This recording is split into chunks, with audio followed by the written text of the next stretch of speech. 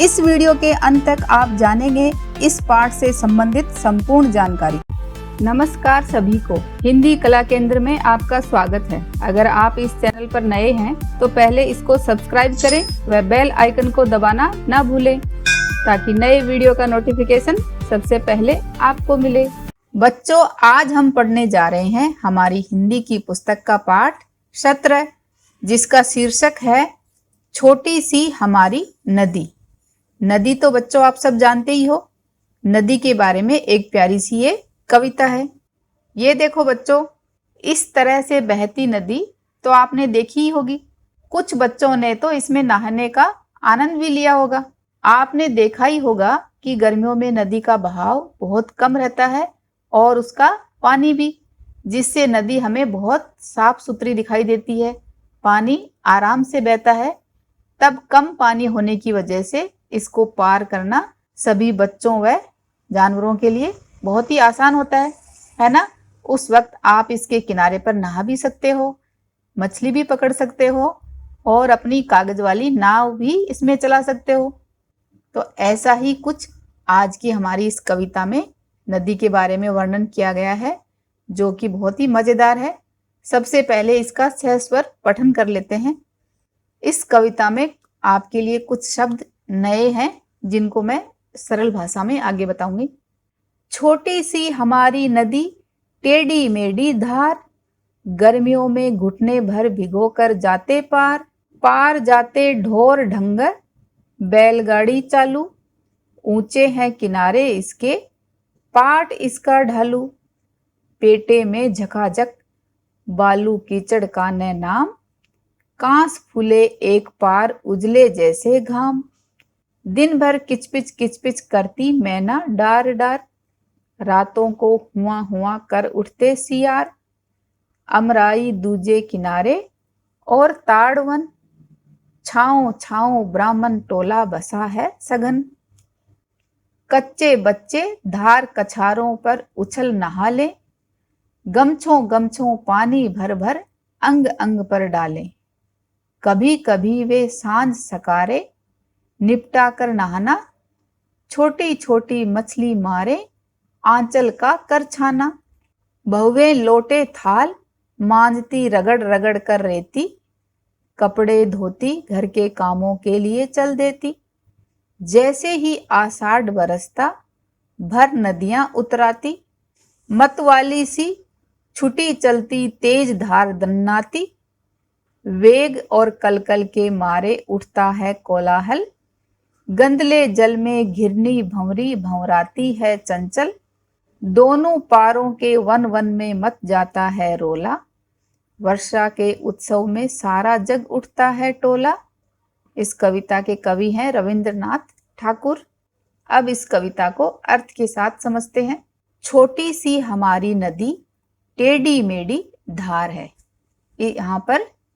यहाँ पर कवि ने एक छोटी सी नदी का वर्णन किया है। जब वो बह रही है तो उसकी जो धार है वो टेढ़ी मेढ़ी है, आड़ी तिरछी है। गर्मियों में घुटने भर भिगोकर जाते पार। गर्मियों के दिनों में जब नदी में पानी का जल स्तर कम होता है तो उस वक्त कितना पानी होता है? हमारे घुटने भर तक। तो हमारे घुटने भर तक भिगोकर हम उसके पार जाते, यानी दूसरे किनारे पर जाते, उसको पार कर जाते। पार जाते ढोर ढंगर। ढोर ढंगर किसको कहते हैं? जानवर। तो हमारे जानवर भी इसको पार कर जाते।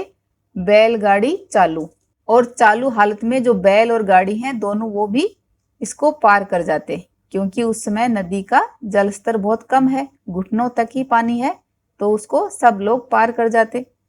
ऊंचे हैं किनारे इसके, नदी के किनारे कैसे हैं? ऊंचे। पाट इसका ढालू, और इसका पाट जो बीच का भाग है वो ढालू है। ढालू यानी ढलान वाला या ढालदार। पेटे में झकाझक, बालू कीचड़ का न नाम।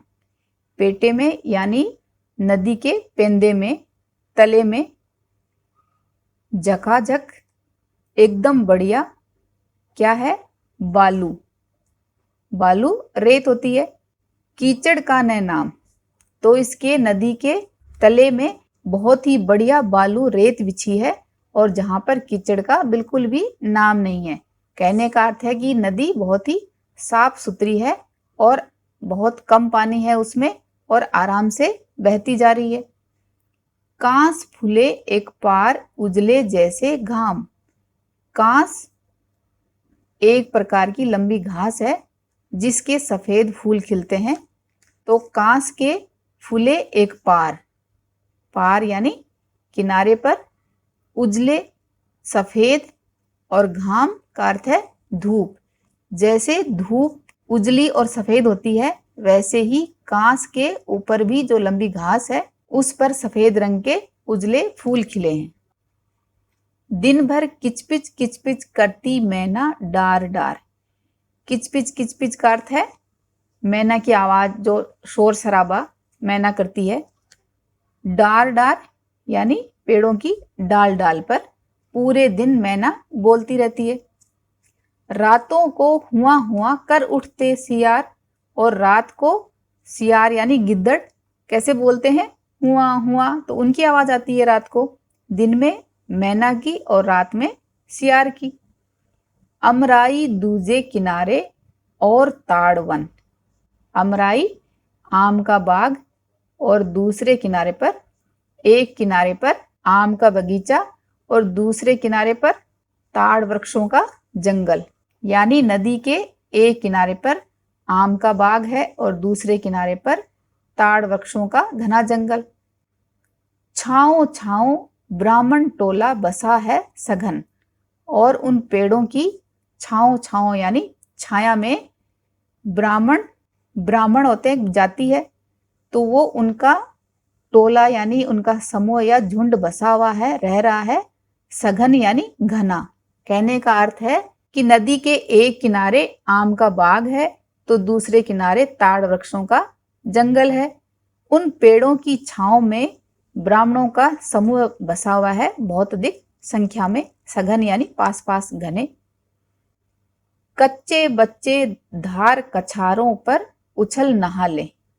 तो जो ये ब्राह्मणों का टोला बसा हुआ है, उनके कच्चे बच्चे यानी छोटे बच्चे धार कछारों पर, कछारों का अर्थ है पानी की जो धार बह रही है उसके किनारों पर उछल उछल कर नहा लेते हैं।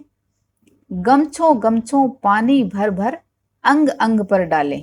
गमछों का अर्थ है तौलिया। तो अपने तौलिए में पानी भर भर कर अपने अंग अंग पर यानी अपने शरीर पर डाल रहे हैं। तो बच्चे नदी के किनारे पर मौज मस्ती कर रहे हैं। कभी कभी वे सांझ सकारे निपटा कर नहाना। तो सुबह शाम बच्चे क्या करते हैं? सांझ सकारे का अर्थ है शाम सवेरे। बच्चे जब अपने नहाने वाला काम निपटा लेते हैं तो उसके बाद क्या करते हैं? वो छोटी छोटी मछली मारे आंचल का कर छाना। छोटी छोटी मछलियों को वो मारते हैं। कैसे? तो वो अपनी धोती का एक पल्ला पकड़कर छलनी के रूप में उसका इस्तेमाल करते हैं और मछलियों को पकड़ लेते हैं। बहुएं लोटे थाल मांजती रगड़ रगड़ कर रेती। घर की जो बहुएं हैं, ब्राह्मण लोगों की जो घर की बहुएं हैं या वो स्त्रियां हैं, वो अपने लोटे और थाल मांजती हैं। कहाँ मांजती हैं? अब बर्तन साफ करने के लिए क्या चाहिए? पानी। तो ये लोग तो नदी के किनारे बसे हुए हैं ना, तो ये नदी के पानी से अपने लोटे और थाली मांजती यानी इनको साफ करती हैं, रगड़ रगड़ कर रेती। रेती यानी जो बालू रेत है उससे रगड़ रगड़ कर ये अपने बर्तन साफ करती हैं। कपड़े धोती और वहीं पानी से अपने कपड़े धोती हैं। उसके बाद घर के कामों के लिए चल देती। जब बर्तन साफ करने और कपड़े धोने का काम हो जाता है उनका नदी के किनारे पर, तो फिर अपने घर के कामों के लिए चल देती हैं। जैसे ही आषाढ़ बरसता, आषाढ़ बरसात का महीना है, तो जैसे ही बरसात का महीना आता है यानी बारिश आती है, तब क्या होता है? भर नदियां उतराती। नदियों में भर भर के पानी आता है। मतवाली सी छुटी चलती तेज धार दन्नाती। तो मतवाली सी उस वक्त जब नदियां पानी से पूरी तरह से भर जाती हैं, तब वो अपनी ही मस्ती में खूब तेज धार की तरह दन्नाती यानी बहुत ही तेज गति से बहने लग जाती हैं। पानी की धार तेज हो जाती है। वेग और कलकल के मारे उठता है कोलाहल। वेग का अर्थ है तेज गति, और कलकल नदी के प्रवाह की ध्वनि। तो जब पानी की धारा तेज हो जाती है उस वक्त पानी के बहने की आवाज भी तेज उठती है, जिससे क्या होता है, मारे उठता है कोलाहल। तो नदी के तेज गति के प्रवाह की ध्वनि से चारों तरफ कोलाहल यानी शोर शराबा होने लगता है। गंदले जल में घिरनी भंवरी भंवराती है चंचल। तो जब नदी में बहुत तेज धारा बहती है तब क्या होता है, नदी के तले में जो गंदगी थी वो ऊपर उठकर आने लगती है, जिससे गंदले यानी गंदा या मटमेला पानी नदी का हो जाता है। तो उस गंदले पानी में घिरनी भंवरी भंवराती है चंचल। घिरनी भंवरी गोल भंवर, जो भंवर होता है चारों तरफ पानी की धारा को घुमाता है, तो वो भंवर उसमें आ जाता है और किस तरह से चलता है, चंचल यानी जो बराबर गतिशील हो, लगातार गोल गोल घूमता रहता है। दोनों पारों के वन वन में मच जाता है रोला। और दोनों तरफ के जो जंगल थे, पारों यानी किनारों पर, वन वन जंगलों में, रोला यानी आवाज शोर, जिससे दोनों तरफ के जंगलों में आवाज शोर शराबा मच जाता है। वर्षा के उत्सव में सारा जग उठता है टोला।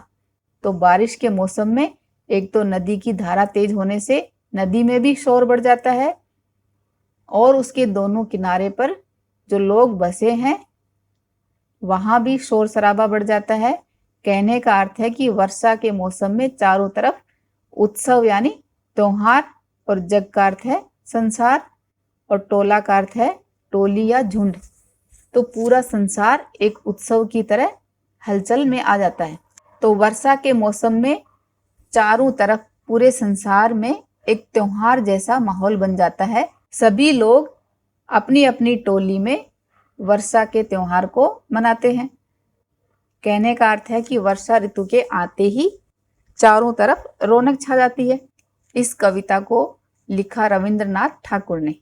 अब बच्चों कविता के सारांश को पढ़ लेते हैं, जिससे कविता पूरी तरह से समझ में आ जाएगी। इस कविता के कवि रविंद्रनाथ ठाकुर हमारा ध्यान उस छोटी सी नदी की तरफ आकर्षित करना चाहते हैं जिसकी धार टेढ़ी मेढ़ी है। गर्मियों में घुटने तक पानी होने के कारण इसे पशु और बैलगाड़ी भी आसानी से पार कर जाते हैं। नदी के किनारे ऊंचे व पाट ढलावदार है और तले में बढ़िया बालू रेत है। कहने का अर्थ है कि उसमें कीचड़ बिल्कुल भी नहीं है। किनारे पर कांस के सफेद फूल खिले हैं। दिन भर मैना बोलती है और रात में सियारों की आवाजें सुनाई पड़ती हैं।